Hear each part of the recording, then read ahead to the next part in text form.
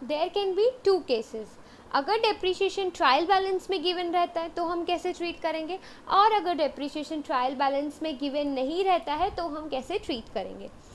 सो first case से start करते हैं। When depreciation is given in trial balance, जो भी चीज़ें ट्रायल बैलेंस में गिवन रहती हैं उसका सिर्फ और सिर्फ एक ही इफेक्ट रहता है, हम ऑलरेडी ये जान चुके हैं।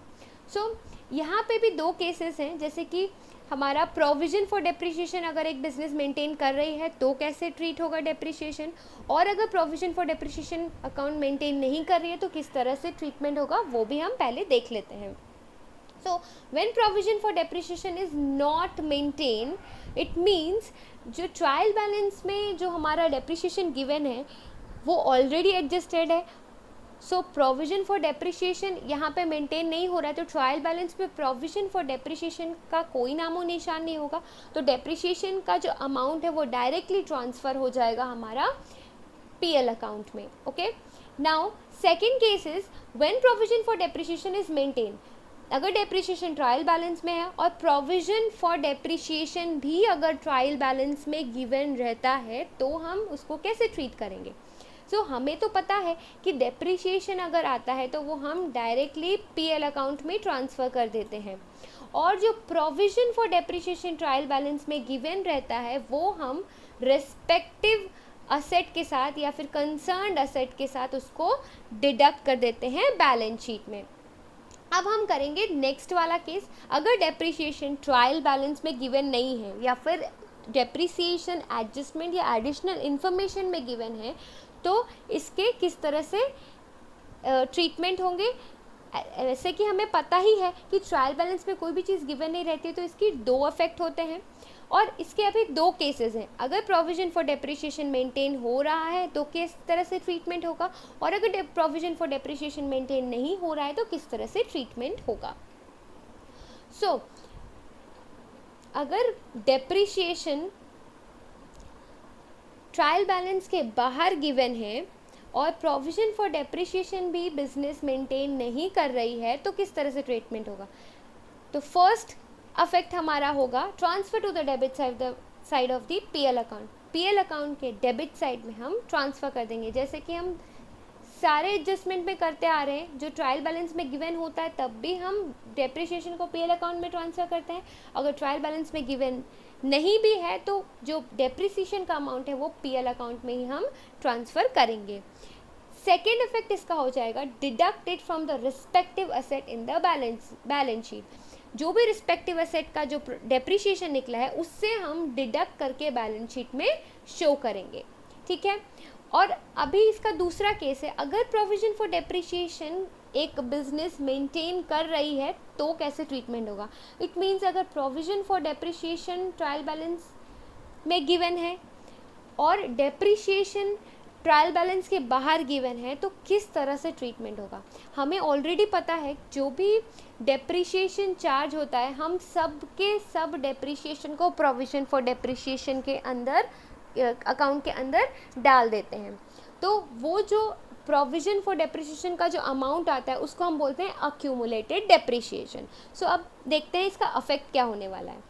जो भी amount of depreciation is added to the provision for depreciation account, यहाँ पे जो भी ट्रायल बैलेंस के बाहर जो भी डेप्रिसिएशन का अमाउंट अगर गिवन है या फिर परसेंटेज फॉर्म में गिवन है उसका अमाउंट निकाल कर हम उस डेप्रिसिएशन को प्रोविजन फॉर डेप्रिसिएशन अकाउंट में ट्रांसफ़र कर देते हैं, और जो डेप्रिसिएशन का अमाउंट है वो हम पीएल अकाउंट में डेबिट कर देते हैं, टू डेप्रिसिएशन लिखकर डेबिट कर देते हैं। और जो प्रोविजन फॉर डेप्रिसिएशन अकाउंट में जो एक्यूमुलेटेड डेप्रिसिएशन आता है उसको हम बैलेंस शीट में कॉस्ट ऑफ द असेट के साथ माइनस कर देते हैं। Total accumulated depreciation including current year depreciation is shown by a way of deduction from the original cost of the asset. यहाँ पे क्या किया जाता है, एक्यूमुलेटेड डेप्रिसिएशन जो हमारा प्रोविजन फॉर डेप्रिसिएशन में शो करता है उसको हम कॉस्ट ऑफ द असेट से माइनस करके बैलेंस शीट में शो कर देते हैं।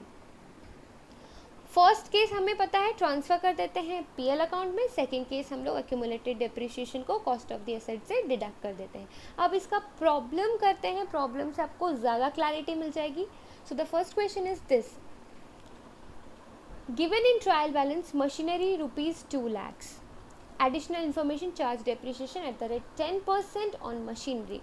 यहाँ पे मशीन की वैल्यू गिवन है 2 लाख रुपीज़ और एडिशनल इन्फॉर्मेशन एडजस्टमेंट या ट्रायल बैलेंस के बाहर गिवन है डेप्रिसिएशन जो कि है 10%. अगर 10% डेप्रिसिएशन बाहर गिवन है, एडिशनल इन्फॉर्मेशन में गिवन है, तो इट मीन्स इसकी दो जगह ट्रीटमेंट होगी. फर्स्ट होगी ट्रेडिंग एंड पीएल अकाउंट में हम डेबिट करके शो करेंगे. सेकेंड ट्रीटमेंट होगी बैलेंस शीट में हम मशीन का जो वैल्यू है उसे डिडक्ट करके शो करेंगे. सो फर्स्ट ऑफ ऑल जो ट्रायल बैलेंस में गिवन है मशीन जो कि असेट है, हम बैलेंस शीट में उसको शो कर देंगे 2 लाख रुपीज़. देन आता है हमारा डेप्रिसिएशन. डेप्रिसिएशन को हम ट्रेडिंग एंड पीएल अकाउंट में 2 डेप्रिसिएशन करके 10% बोला है तो 10% ऑफ 2 लाख. तो 10% ऑफ 2 लाख विल बी 20,000. तो 20,000 एज डेप्रिसिएशन हमने शो कर दिया और बैलेंस शीट में हम मशीन से डेप्रिसिएशन को डिडक्ट कर देंगे, दैट इज़ 20,000 डिडक्ट कर देंगे, जो हमारा आ जाएगा कॉस्ट ऑफ द मशीन या वैल्यू ऑफ द मशीन हो जाएगा 1,80,000.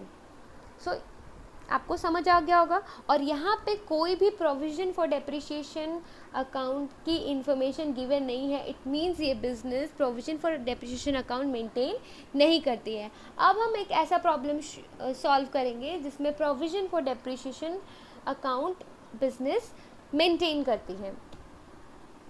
So given in trial balances machine rupees 2 lakh. यहाँ भी मशीन का वैल्यू है 2 lakh rupees. Provision for depreciation में ऑलरेडी कितना बैलेंस पड़ा हुआ है, 60,000 रुपीज़ डेप्रिसिएशन का पड़ा हुआ है या रखा हुआ है. और एडिशनल इन्फॉर्मेशन जो कि ट्रायल बैलेंस के बाहर दिया हुआ रहता है उसमें डेप्रिसिएशन दिया हुआ है, charge depreciation eight 10% per annum on machinery. वो बोला है कि 10% मशीनरी पे चार्ज करना है डेप्रिसिएशन. तो एडिशनल इन्फॉर्मेशन में गिवन है तो दो जगह अफेक्ट आएगा. और ये भी पता है कि प्रोविज़न फॉर डेप्रिसिएशन है तो इसका भी अलग से ट्रीटमेंट होगा. सो पहले देख लेते हैं. अगर डेप्रिसिएशन एडिशनल इन्फॉर्मेशन में गिवन है तो फर्स्ट ट्रीटमेंट इसका होगा ट्रेडिंग एंड पीएल अकाउंट में इसको डेबिट साइड में शो करेंगे, that is 10% of 2 lakh will be 20,000 जो आ जाएगा हमारा 20,000. सो इस ईयर का हमने डेप्रिसिएशन चार्ज किया 20,000. अब हमारा सेकेंड एडजस्टमेंट हो जाएगा बैलेंस शीट में. बैलेंस शीट में हम मशीन से डिडक्ट करेंगे प्रोविज़न फॉर डेप्रिसिएशन. यहाँ पे हम डेप्रिसिएशन डिडक्ट नहीं करेंगे, हम यहाँ पे प्रोविज़न फॉर डेप्रिसिएशन डिडक्ट करेंगे. वो कैसे निकालेंगे, यहाँ जैसे कि यहाँ पे 80,000 गिवन है, वो हमने कैसे निकाला, डेप्रिसिएशन प्रोविज़न फॉर डेप्रिसिएशन में डेप्रिसिएशन टोटल या एक्यूमुलेटेड डेप्रिसिएशन ऑलरेडी 60,000 थी और इस साल हमने चार्ज की है 20,000 तो टोटल हो गया हमारा 80,000. सो प्रोविज़न फॉर डेप्रिसिएशन में एक्यूमुलेटेड डेप्रिसिएशन है 80,000. तो कॉस्ट ऑफ द मशीनरी है 2 लाख और टोटल प्रोविज़न करेंट ईयर तक की है 80,000. सो हमारा वैल्यू ऑफ द एसेट आ जाएगा 1,20,000. आई होप आपको ये क्लियर हो गया होगा. सो हम नेक्स्ट वीडियो में नेक्स्ट एडजस्टमेंट करेंगे. Till then take care. Thank you.